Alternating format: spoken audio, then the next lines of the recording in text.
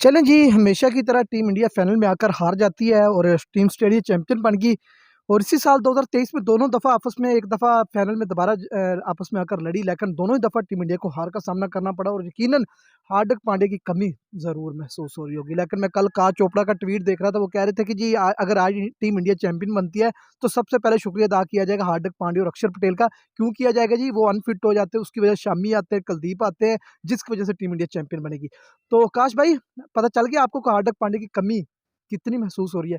मैंने पहले दिन से कह दिया था कि हार्दिक पांड्या की कमी एक ना एक दिन महसूस लाज़मी होगी, क्योंकि वो ऐसा बल्लेबाज़ है, वो बैटिंग में भी आपको मज़बूती देता है और बॉलिंग में भी, ठीक है? और कल जिस तरीके की सूरत-ए-हाल थी, हार्दिक पांड्या की कह लें कि जो बैटिंग फैक्टर था वो बहुत ही ज़रूरी था। वो कहीं भी आकर रन कर सकते थे, विकेट को भी रोक सकते थे और अपनी टीम के लिए 270-80 का हिस्सा लगा सकते थे। और बॉलिंग, आपको पता है वो सीम बॉलर है, स्विंग भी करते हैं, तो लबुस चेंज और ट्रेविस हेड जैसे बल्लेबाज की विकेट लेने की वो सलाहियत रखते थे। तो डेफिनेटली उसकी कमी बहुत महसूस हो रही है। टीम इंडिया भी सोच रही होगी कि काश हार्दिक पांड्या होते तो शायद आज हम चैंपियन होते। लेकिन मुझे समझ नहीं आई कि हार्दिक पांड्या के खिलाफ जो लोग कह रहे थे कि नहीं चले जी वो चले गए हैं तो वो शामी आ गए, जिसकी वजह से टीम इंडिया चैंपियन बन रही। हार्दिक पांड्या का टीम में होना बड़ा ही ज़रूरी था।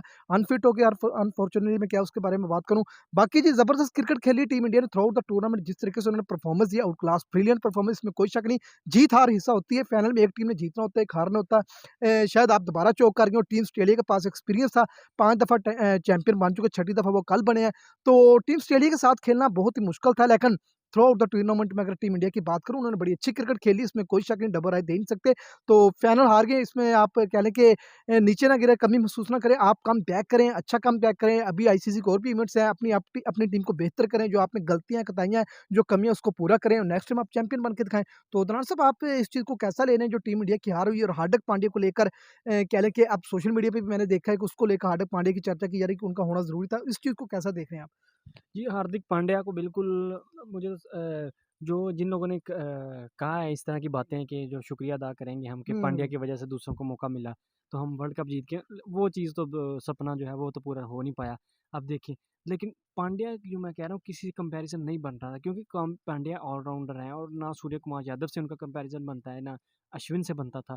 और दूसरा, ऑल-राउंड होने के साथ-साथ वो एक जेन्युइन बैट्समैन भी हैं। आप देखिए, कई दफ़ा उन्होंने मुश्किलात से 4-4 विकेटें भी गिर जाती हैं इंडिया की, फिर भी वो बंदा आके खड़ा हो टीम जाता है को सहारा साथ, दें। और फिर वो वहाँ पे 150-150 रन्स की पार्टनरशिप बिल्ड हो जाती है। तो इस तरह का कल इस चीज़ की कमी जो है वो देखने को मिली है। कल वक्फे-वक्फे से 20-20, 25-25 रन्स के वक्फे से इंडिया की सारी विकेटें इसी तरीके से गिरी और 240 रन तक वो पहुँच पाए बस। तो अगर अब देखें पाकिस्तान-इंडिया का जब मैच याद करें एशिया कप में, तो कितनी मुश्किलात में थी इंडियन टीम। लेकिन जो वो ईशान किशान और पांड्या ने जो पार्टनरशिप लगाई वो उन्होंने निकाला वो अपनी टीम को वहाँ से। बल्लेबाज़ी ऐसा हाँ उसके, जी। आपने बड़े टूर्नामेंट देखे, ऑस्ट्रेलिया के खिलाफ उसकी हुँ। परफॉर्मेंस बड़ी अच्छी है। टी20 आप देख लें, कहीं भी आकर ना वो ऐसा बल्लेबाज़ है, अपनी टीम को कहीं से भी मुश्किल से निकाल सकता है, चाहे दुनिया की जितनी मर्ज़ी बड़ी टीम हो, जितनी मर्ज़ी अच्छी क्रिकेट खेल रही हो।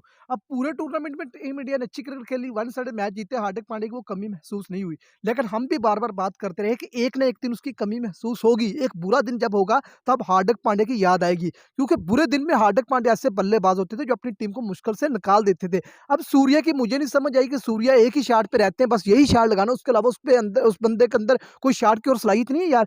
तो सूर्या कल मुझे उम्मीद थी कि शायद वो रन बना देगा, लेकिन थोड़ी-सी रोहित ने कप्तानी में वो गलती की, जडेजा को ऊपर भेज दिया कि आप विकेट पे स्टे करें। स्टे करने से कह लें कि वर्ल्ड कप नहीं जीता जाता, फिर उसको भेजे कि रन जाकर बनाए। 22 गेंद पे 9 रन बनाने से कह लें कि 240 रन ही बनते हैं। तो गलतियाँ कल थोड़ी-सी रोहित में मुझे कह लें कि अंडर प्रेशर नज़र आई, हालाँकि पूरे वर्ल्ड कप में उन्होंने अच्छी कप्तानी की, सभी ने उसकी तारीफ़ भी की, चर्चा भी की, लेकिन कल वो थोड़े से कह लें कि मुझे इमोशनल टाइप एक अंडर प्रेशर बंदा वो नज़र आया रोहित। बहरहाल उसने जिस तरीके से बैटिंग की ना, कम से कम एक दफ़ा मैसेज देखें कि कप्तान क्या होता है, कप्तानी इनिंग्स कैसी होती है। आपने हमेशा अगर टीम को टाइटल जितवाना हो तो फिर अपने लिए ना खेलें, बल्कि टीम के लिए खेलें। इस चीज़ पे तो मैं रोहित को अभी भी सलाम पेश करता हूँ। आपने पूरा टूर्नामेंट अच्छा खेला। विराट कोहली ज़बरदस्त out class, brilliant performance, through out the tournament उन्होंने अच्छी परफॉर्मेंस दी, इसमें कोई शक नहीं, और हमारी दुआ थी कि वो चैंपियन कल भी बने। अच्छी थी। हाँ, वो डिज़र्व करती थी टीम इंडिया। लेकिन कह लें कि एक बुरा दिन था, और बुरा दिन क्या, ये चलता रहेगा यार। मतलब हमेशा आप फाइनल में आकर इस तरीके से हारते रहेंगे, आखिर कब तक मतलब आपके फैन्स को ऐसे ही देखना पड़ेगा? मीन्स के फिर यही फैन्स सोच लें कि नहीं, टीम इंडिया फाइनल तक चली जाए, बस यही ओके है। जब तक आप 10 साल हो गए, 2013 का लास्ट टाइम आपने चैंपियन ट्रॉफी का टाइटल जीता, उसके बाद आप फाइनल हारते आ रहे हैं। तो इन गलतियों से क्या आप सीखेंगे, या ये गलतियाँ अभी दोहराएँगे 2031 तक जितने भी आईसीसी इवेंट्स आ रहे हैं? बिल्कुल जी, गलतियों से सीखना इंडियन को चाहिए, भारतीय टीम को। जब पांड्या की बात कर रहे थे, तो पांड्या यार अब देखिए उसके अंदर छक्के मारने की इस तरह की सलाहियत थी कि अगर आपको याद हो इंडिया पाकिस्तान का जो T20 मैच था वर्ल्ड कप का, तो किस तरी उसने नवाज़ को जो छक्के लगाए थे, किस तरीके के मतलब वो खड़ा-खड़ा बंदा है, उसके इस तरीके की पावर थी कि खड़ा होके विकेट के अंदर सामने छक्का लगा लेता था। तो इस तरीके क्योंकि जब बाहर बंदा निकलता है विकेट से, इस तरह बंदा विकेट छोड़ के जब खेलता है या जो है क्रीज़ छोड़ के निकल के खेलता है, तो उस वक़्त कोई स्टंप होने के चांसेस होते हैं। लेकिन उसके अंदर जो है वो ये भी सलाहियत है कि खड़ा होके, और सिंगल रोटेशन की भी बड़ी सलाहियत थी। ना ऐसा नहीं है कि जैसे 100 गेंदें खेल के 60 रन्स जिस तरह केएल राहुल ने कल बनाए हैं। वो चले अलग बात है, अंडर प्रेशर था या जो भी वजह थी, हो गया उससे। लेकिन पांड्या की एक यही सलाहियत थी कि पांड्या जो है वो छक्के लगाने की भी सलाहियत रखता है। और जो है सिंगल बॉलिंग रोटेशन फैक्टर की भी उसका सलाहियत। बड़ा अच्छा है। और दूसरी बॉलिंग जो है, वो बॉलिंग भी कल अब देखें कहीं पे अगर लग रहा था रोहित शर्मा के पास अब ऑप्शन नहीं थे ना, तीनों बॉलर्स थे, तो अगर कहीं पे लग रहा होता कि यार इस बॉलर के इस टाइम जो नहीं गेंद सही इससे हो रहा, तो वो फिर पांड्या को उधर इस्तेमाल कर सकते थे। तो छठा बॉलर भी होता, साथ बैटिंग जो है वो भी होती, तो मेरे ख्याल में कल बहुत फ़र्क पड़ सकता था। लेकिन जो है खैर वो इंडियंस जो टीम ने खुद तो बाहर नहीं किया, वो बस निकल के बाहर जिस तरह भी निकले। तो लेकिन जो है वो जिस लोग जो कह रहे थे, उनका जो है वो ये ओपिनियन बहुत गलत था कि जो पांड्या के जाने से जो दूसरे प्लेयर्स को मौका मिला है। वही ना, पांड्या की कमी आप में महसूस हो रही है, फ़ायदा कोई नहीं है क्योंकि अब तो चैंपियन बन चुकी टीम ऑस्ट्रेलिया, जो कह लें कि एक स्टेप था जिसकी वज़ह से आप हमेशा नीचे गिर जाते हैं, वो स्टेप पूरा नहीं कर पाते। तो आप इन गलतियों से सीखें, अभी आईसीसी इवेंट्स और भी हैं, आप जीत सकते हैं, लेकिन थोड़ा-सा आपको सीखना पड़ेगा। इसमें कोई शक नहीं कि थ्रू आउट द टूर्नामेंट जिस तरीके से आप लोगों ने परफॉर्मेंस दी, वन साइडेड मैच जीते हैं और एक स्टेप जो ऑस्ट्रेलिया आपसे छीन कर ले गया, उसका दुःख हो रहा है, हमें भी दुःख हो रहा है। लेकिन अब बात ये है कि इन गलतियों से आप सीखेंगे कब? कब तक आप मतलब फाइनल तक पहुँचेंगे, वो आपको हार का सामना करना पड़ेगा। कल रोहित की मुझे एक समझ नहीं आई कि 8 ओवर तक आप मोहम्मद शामी और उसको इस्तेमाल करते हैं बुमराह को और वो विकेट लेके दे रहे हैं। उसके बाद स्पिनर का लगाने का क्या फ़ायदा था? अगर वहाँ सिराज के 3 से 4 ओवर करवाए होते, तो शायद टीम इंडिया अभी चैंपियन बन के ठहरी होती और अभी चर्चा हो रही होती, सेलिब्रेशन चल रही होती। तो अगर वहाँ आपको पता बॉल हिल रहा है, थोड़ा-सा सीम हो रहा है, उसके बाद आपको पता ड्यू फैक्टर है जिसकी वजह से स्पिनर को भी मुश्किल होगी, फास्ट को भी मुश्किल होगी।